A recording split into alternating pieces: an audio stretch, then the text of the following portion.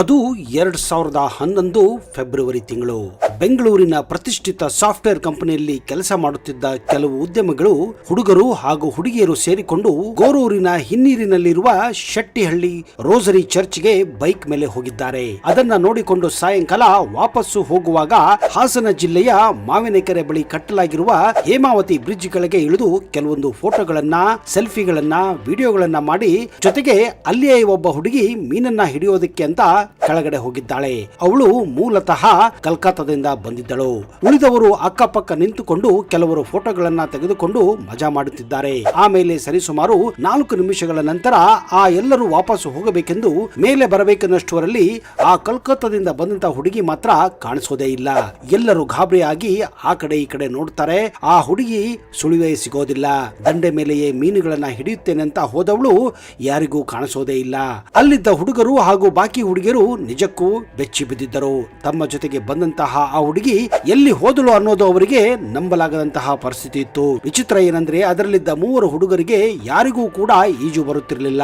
ತಕ್ಷಣವೇ ಸೇತುವೆ ಮೇಲೆ ಬಂದು ಅಕ್ಕಪಕ್ಕ ಬರುತ್ತಿದ್ದ ಜನರನ್ನ ತಡೆದು ನಡೆದ ವಿಷಯವನ್ನ ಅವರಿಗೆ ಹೇಳಿದ್ದಾರೆ.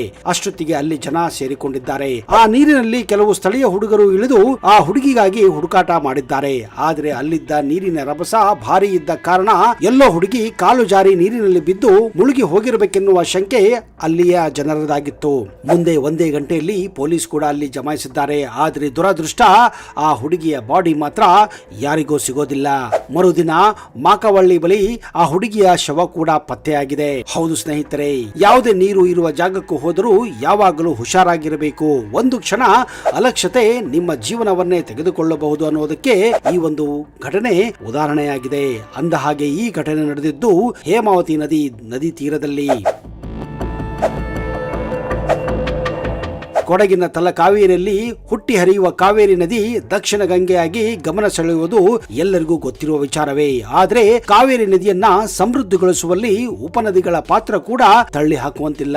ಇಂತಹ ನದಿಗಳ ಪೈಕಿ ಈ ಹೇಮಾವತಿ ನದಿ ಕೂಡ ಒಂದಾಗಿದ್ದು, ಮಲೆನಾಡಿನ ಪ್ರದೇಶದಲ್ಲಿ ಒಂದಾಗಿರುವ ಚಿಕ್ಕಮಗಳೂರಿನಲ್ಲಿ ಜನ್ಮ ತಾಳಿ ಮಂಡ್ಯ, ಹಾಸನ ಜಿಲ್ಲೆಯಲ್ಲಿ ಹರಿದು ಮುಂದೆ ಇದು ಮಂಡ್ಯ ಜಿಲ್ಲೆಯಲ್ಲಿ ಕಾವೇರಿ ನದಿಯೊಂದಿಗೆ ಲೀನವಾಗುವುದು ವಿಶೇಷತೆಯಾಗಿದೆ. ಚಿಕ್ಕಮಗಳೂರು ಜಿಲ್ಲೆಯಿಂದ ಹಾಸನಕ್ಕಾಗಿ ಹರಿದು ಬರುವ ಹೇಮಾವತಿ ನದಿ ರೈತರಿಗೆ ಆಸರೆಯಾಗಿ ಜನರ ದಾಹ ತೀರಿಸುತ್ತಾ ಬರುತ್ತಿದೆ. ಇಂತಹ ಹೇಮಾವತಿ ನದಿಯ ಜನ್ಮದ ಬಗ್ಗೆ ತಿಳಿಯುತ್ತಾ ಹೋದರೆ ಅಚ್ಚರಿಗಳು ಮೂಡುತ್ತವೆ. ಅಷ್ಟೇ ಅಲ್ಲದೆ ನದಿಯ ಹುಟ್ಟಿನ ಪೌರಾಣಿಕ ಕಥೆಯೂ ಕೂಡ ಅಷ್ಟೇ ಕುತೂಹಲವಾಗಿದೆ. ಹೇಮಾವತಿ ನದಿಯು ಪಶ್ಚಿಮ ಘಟ್ಟದ ಬೆಟ್ಟದ ಶ್ರೇಣಿಯಲ್ಲಿರುವ ಚಿಕ್ಕಮಗಳೂರು ಜಿಲ್ಲೆಯ ಮೇಲಬಾಂಗಡಿಯ ಜಾವಳಿಯಲ್ಲಿ ಹುಟ್ಟುತ್ತದೆ. ಇದನ್ನ ಹಿಂದಿನ ಕಾಲದಲ್ಲಿ ಚಂಡಿ ಹೊಳೆ, ಎಣ್ಣೆ ಹೊಳೆ ಎಂದೆಲ್ಲ ಕರೆಯಲಾಗುತ್ತಿತ್ತು. ಇದು ಚಿಕ್ಕಮಗಳೂರು ಜಿಲ್ಲೆಯಲ್ಲಿ ಹುಟ್ಟಿ ಹರಿದು ಅನಂತರ ಹಾಸನ, ಮಂಡ್ಯ ಜಿಲ್ಲೆಗಳ ಮೂಲಕ ದಕ್ಷಿಣಾಭಿಮುಖವಾಗಿ ಹರಿಯುತ್ತದೆ. ಮುಂಗಾರಿನ ಸಮಯದಲ್ಲಿ ಹೇಮಾವತಿ ನದಿಯಲ್ಲಿ ಕೂಡ ಪ್ರವಾಹ ಬಂದು ಹಲವಾರು ಸಾವು ನೋವಿನ ಘಟನೆಗಳು ಕಾಣೋದು ಸಹಜವಾಗಿದೆ. ಹೇಮಾವತಿ ನದಿಗೆ ಅಡ್ಡಲಾಗಿ ಗೋರೂರು ಬಳಿ ಒಂದು ಡ್ಯಾಮ್ ಅನ್ನ ಕೂಡ ಕಟ್ಟಲಾಗಿದೆ. ಇದನ್ನ ಗೋರೂರು ಅಥವಾ ಹೇಮಾವತಿ ಅಣೆಕಟ್ಟು ಎಂದೇ ಕರೆಯುತ್ತಾರೆ. ಇದು ಹಾಸನ ಜಿಲ್ಲೆಯ ಗೋರೂರು ಗ್ರಾಮದಲ್ಲಿದೆ. ಈ ಅಣೆಕಟ್ಟನ್ನ 1979ರಲ್ಲಿ ಪೂರ್ಣಗೊಳಿಸಲಾಗಿತ್ತು ಮತ್ತು ಇದು ಕುಡಿಯುವ ನೀರು ಮತ್ತು ನೀರಾವರಿಗಾಗಿ ಪ್ರಮುಖ ನೀರಿನ ಮೂಲವಾಗಿದೆ. ಅಣೆಕಟ್ಟಿನ ಉದ್ದ 4692 ಮೀಟರ್ ಇದ್ದರೆ ಇದರ ಎತ್ತರ 58.5 ಮೀಟರ್ ಆಗಿದೆ. ಇದರ ಸಂಗ್ರಹಣಾ ಸಾಮರ್ಥ್ಯ 1050.63 MCM ಆಗಿದೆ. ಅಣೆಕಟ್ಟಿನಲ್ಲಿ 6 ದೊಡ್ಡ ರೇಡಿಯನ್ ಸ್ಟೀಲ್ ವೇ ತೂಬುಗಳಿವೆ. ಪರವಾಸುದೇವ ಮತ್ತು ಯೋಗ ನರಸಿಂಹ ದೇವಾಲಯಗಳು ಇದೇ ನದಿಯ ದಡದಲ್ಲಿವೆ. ಗೋರೂರು ಅಣೆಕಟ್ಟು ಕಟ್ಟಿದ್ದರಿಂದ 160 ವರ್ಷಗಳ ಇತಿಹಾಸದ ಶೆಟ್ಟಿಹಳ್ಳಿ ರೋಸರಿ ಚರ್ಚ್ ಅಣೆಕಟ್ಟಿನ ಹಿನ್ನರಿನಲ್ಲಿ ಮುಳುಗಡೆಯಾಗಿದೆ. ರೋಸರಿ ಚರ್ಚ್ ಅಥವಾ ಶೆಟ್ಟಿಹಳ್ಳಿ ಚರ್ಚ್ ಅನ್ನು ಸುಮಾರು 160 ವರ್ಷಗಳ ಹಿಂದೆ ಯುರೋಪಿಯನ್ನರು ಶೆಟ್ಟಿಹಳ್ಳಿ ಗ್ರಾಮದಲ್ಲಿ ಹೇಮಾವತಿ ನದಿಯ ದಡದಲ್ಲಿ ನಿರ್ಮಿಸಿದ್ದರು. ಇಂದು ಮಳೆಗಾಲದಲ್ಲಿ ಚರ್ಚ್ನ ಹೆಚ್ಚಿನ ಭಾಗ ನೀರಿನಲ್ಲಿ ಮುಳುಗುತ್ತದೆ ಮತ್ತು ತೇಲುವ ಸ್ಮಾರಕದ ಭ್ರಮೆಯನ್ನ ಇದು ಸೃಷ್ಟಿಸುತ್ತದೆ.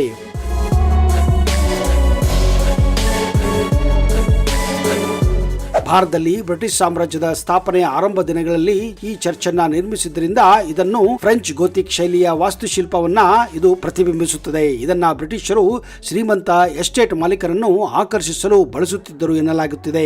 ನೀವು ಮಳೆಗಾಲದಲ್ಲಿ ಭೇಟಿ ನೀಡಿದರೆ ನೀವು ದೋಣಿಯನ್ನ ತೆಗೆದುಕೊಂಡು ಚರ್ಚಿನ ಹತ್ತಿರ ಹೋಗಿ ಇದನ್ನ ನೋಡಬಹುದಾಗಿದೆ.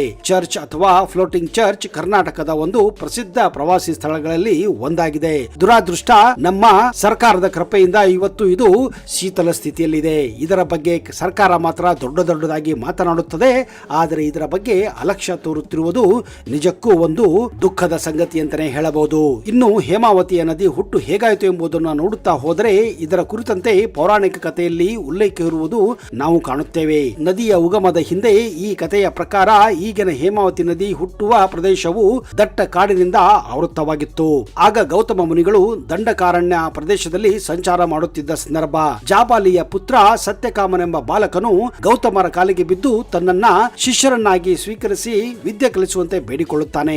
ಆದರೆ ಆ ಬಾಲಕನ ಪೂರ್ವಾಪರ ತಿಳಿಯದ ಮುನಿಗಳು ನಾನು ಬ್ರಾಹ್ಮಣ ವಟುಗಳಿಗೆ ಮಾತ್ರ ವಿದ್ಯೆ ಕಲಿಸುವ ಸಂಕಲ್ಪ ಮಾಡಿದ್ದರಿಂದ ನೀನು ಯಾರು, ನಿನ್ನ ಕುಲಗೋತ್ರವೇನು ಎಂದು ಪ್ರಶ್ನೆ ಕೇಳುತ್ತಾರೆ. ಇದ್ಯಾವುದು ಅರ್ಥವಾಗದ ಕಾರಣ ಬಾಲಕ ಸತ್ಯಕಾಮ ತಬ್ಬಿಬ್ಬಾಗುತ್ತಾನೆ.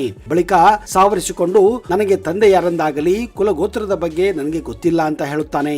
ಆಗ ನೀನು ಮನೆಗೆ ಹೋಗಿ ನಿನ್ನ ತಾಯಿಯನ್ನು ಕೇಳಿಕೊಂಡು ಬರುವಂತೆ ಮುನಿಗಳು ಅವನಿಗೆ ಹೇಳುತ್ತಾರೆ. ಮನೆಗೆ ಬಂದ ಸತ್ಯಕಾಮ ತನ್ನ ತಾಯಿಗೆ ತಾನು ಗೌತಮ ಮುನಿಯನ್ನ ಭೇಟಿಯಾಗಿರುವುದು, ಅವರು ಕೇಳಿದ ಕುಲಗೋತ್ರದ ಪ್ರಶ್ನೆಯನ್ನು ತಾಯಿಗೆ ಹೇಳಿ ನನ್ನ ತಂದೆ ಯಾರು, ನನ್ನ ಕುಲಗೋತ್ರವೇನು ಅಂತ ಕೇಳುತ್ತಾನೆ. ಆಗ ಸತ್ಯಕಾಮನ ತಾಯಿ ಜಾಬಾಲಿಯು ಮಗನ ಜನ್ಮ ರಹಸ್ಯವನ್ನ ಬಿಚ್ಚಿಡುತ್ತಾಳೆ. ನಾನು ಹಿಂದೆ ಬ್ರಾಹ್ಮಣರೊಬ್ಬರ ಮನೆಯಲ್ಲಿ ದಾಸಿಯಾಗಿ ಸೇವೆಯನ್ನ ಸಲ್ಲಿಸುತ್ತಿದ್ದೆ. ಅಲ್ಲಿ ನಾನು ಹಲವರಿಗೆ ಆತಿಥ್ಯ ನೀಡಲು ಅವರನ್ನ ತೃಪ್ತಿಪಡಿಸುತ್ತಾ ಬರುತ್ತಿದ್ದೆ. ಈ ವೇಳೆಯಲ್ಲಿ ನಿನ್ನ ಜನ್ಮವಾಯಿತು ಅಂತ ತಿಳಿಸುತ್ತಾಳೆ. ಅಷ್ಟೇ ಅಲ್ಲದೆ ಅವರ ಪೈಕಿ ನಿನಗೆ ತಂದೆ ಸ್ಥಾನವನ್ನ ಕರುಣಿಸಿದವರು ಯಾರೆಂಬುದು ಹೇಳಲು ನನಗೆ ಕಷ್ಟವಾಗುತ್ತದೆ ಅಂತ ತಾಯಿ ಹೇಳುತ್ತಾಳೆ. ಹೀಗಾಗಿ ನಾನು ನಿನ್ನ ತಂದೆ ಯಾರು ಅಂತ ಗುರುತಿಸಲು ಸಾಧ್ಯವಿಲ್ಲ ಅಂತ ಹೇಳುತ್ತಾಳೆ. ಜೊತೆಗೆ ನನ್ನ ಹೆಸರನ್ನೇ ನಿನ್ನ ಹೆಸರಿನೊಂದಿಗೆ ಬಳಸಿ ಜಾಬಾಲಿ ಸತ್ಯಕಾಮನೆಂದು ಗೌತಮ ಮುನಿಗಳಿಗೆ ಹೇಳುವಂತೆ ಅವಳು ಹೇಳಿ ಕಳಿಸುತ್ತಾಳೆ.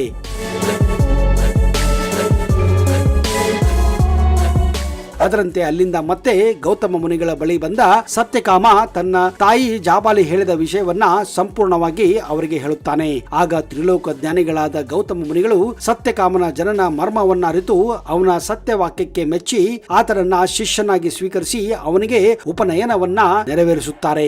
ಇದಾದ ಕೆಲವು ವರ್ಷಗಳ ನಂತರ ಆತನಿಗೆ 400 ಗೋವುಗಳನ್ನ ಕೊಟ್ಟು ಅವುಗಳನ್ನ 1000ವಾಗಿ ಪರಿವರ್ತಿಸಿಕೊಂಡು ಬರುವಂತೆ ಕೇಳಿಕೊಳ್ಳುತ್ತಾರೆ. ಅಲ್ಲಿ ಅವನಿಗೆ ಪಂಚಭೂತಗಳು, ಬ್ರಹ್ಮಜ್ಞಾನದ ಮತ್ತು ಆದಿಶಕ್ತಿಯ ಪರಿಚಯ ಮಾಡಿಕೊಡುತ್ತವೆ.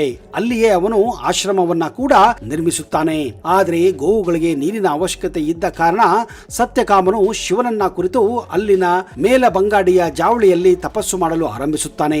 ಈತನ ತಪಸ್ಸಿಗೆ ಮೆಚ್ಚಿ ಪಾರ್ವತಿಯು ಹಿಮಾಲಯದ ಹಿಮ ಕರಗಿ ದಂಡಾರಣ್ಯದಲ್ಲಿ ಈ ಪ್ರದೇಶದಲ್ಲಿ ನದಿಯಾಗಿ ಪ್ರವಹಿಸುವಂತೆ ವರ ನೀಡುತ್ತಾಳೆ. ಅದರಂತೆ ಹಿಮ ಕರಗಿ ಸೃಷ್ಟಿಯಾಗಿ ಹೇಮಾವತಿ ನದಿ ದಂಡಾರಣ್ಯದಲ್ಲಿ ಗುಪ್ತವಾಗಿ ಹರಿದು ಕೊಟ್ಟಿಗೆ ಹಾರದಿಂದ ಹೊರನಾಡಿನವರಿಗೆ ಹೋಗುವ ಮಧ್ಯೆ ಬರುವ ಜಾವಳಿಯ ಸಮೀಪದಲ್ಲಿರುವ ದಟ್ಟ ಕಾಡಿನಿಂದ ಆವೃತವಾದ ಗುಡ್ಡದಲ್ಲಿ ಉಗಮವಾಗುತ್ತಾಳೆ. ಹೀಗೆ ಹಿಮದಿಂದ ಹುಟ್ಟಿದಂತಹ ಈ ನದಿಗೆ ಹೇಮಾವತಿ ನದಿ ಅಂತ ಹೆಸರು ಬರುತ್ತದೆ. ಮೊದಲಿಗೆ ಬೆಟ್ಟದ ಮೇಲಿಂದ ಸಣ್ಣ ಝರಿಯಾಗಿ ಹುಟ್ಟಿ ಹರಿದು ಬಳಿಕ ಪಕ್ಕದಲ್ಲಿರುವ ಸಣ್ಣ ಕೊಳದಲ್ಲಿ ಸಂಗ್ರಹಗೊಂಡು ಅದರ ಪಕ್ಕದ ಮತ್ತೊಂದು ದೊಡ್ಡ ಕೊಳಕ್ಕೆ ಅಂತರಗಂಗೆಯಾಗಿ ಚಲಿಸಿ ಆ ಕೊಳದಿಂದ ಸ್ವಲ್ಪ ದೂರದಲ್ಲಿರುವ ಇನ್ನೊಂದು ಕೆರೆಗೆ ಗುಪ್ತಗಾಮಿನಿಯಾಗಿ ಸೇರಿ ಮುಂದೆ ಅಲ್ಲಿಂದ ಝರಿಯಾಗಿ ಹೊಳೆಯಾಗಿ ನದಿಯಾಗಿ ಹರಿಯುತ್ತಾಳೆ. ಹೇಮಾವತಿಯ ಉಗಮ ಸ್ಥಾನವಾದ ಜಾವಳಿಯ ಪವಿತ್ರ ಕ್ಷೇತ್ರವಾಗಿ ಮುಂದೆ ಇದು ಗಮನವನ್ನ ಸೆಳೆಯುತ್ತದೆ. ಇಲ್ಲಿರುವ ಗಣಪತಿ ದೇಗುಲ ತನ್ನದೇ ಆದ ಮಹಿಮೆಯನ್ನು ಕೂಡ ಹೊಂದಿದೆ. ಕಾವೇರಿಯೊಂದಿಗೆ ಹೇಮಾವತಿ ಲೀನವಾಗುವ ಮೊದಲು ಇದು ಹಾಸನ ಜಿಲ್ಲೆಯ ಹರಿದು ಬಂದು ಹೇಮಾವತಿ ನದಿಗೆ ಗೊರೂರೆಂಬಲ್ಲಿ ಜಲಾಶಯವನ್ನ ಕೂಡ ಕಟ್ಟಲಾಗಿದೆ. ಇದರಿಂದ ಕುಡಿಯಲು ಮತ್ತು ಕೃಷಿಗೆ ನೀರನ್ನ ಒದಗಿಸಲು ಸಹಾಯವಾಗಿದೆ.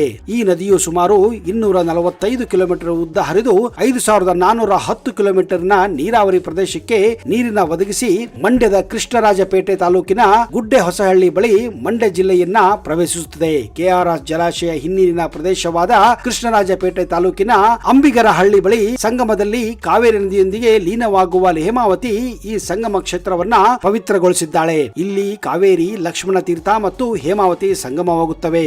ಮುಂದೆ ಇದು ಕಾವೇರಿಯಲ್ಲಿ ಲೀನವಾಗಿ ಹರಿದು ತಮಿಳುನಾಡಿನ ಮೂಲಕ ಬಂಗಾಳ ಕೊಲ್ಲಿಯನ್ನ ಸೇರುತ್ತಾಳೆ. ಹೌದು ಸ್ನೇಹಿತರೆ, ಇದು ಹೇಮಾವತಿ ನದಿಯ ಉಗಮ ಸ್ಥಾನ ಹಾಗೂ ಅದರ ಕೆಲವು ಇಂಟ್ರೆಸ್ಟಿಂಗ್ ಮಾಹಿತಿಗಳಾಗಿವೆ. ಒಂದು ವೇಳೆ ನಿಜಕ್ಕೂ ನಿಮಗೆ ಈ ವಿಡಿಯೋ ಇಷ್ಟ ಆದಲ್ಲಿ ಇದನ್ನ ಲೈಕ್ ಮಾಡಿ ಹಾಗೂ ಈ ವಿಷಯದ ಬಗ್ಗೆ ದಯವಿಟ್ಟು ಕಮೆಂಟ್ ಮಾಡಿ.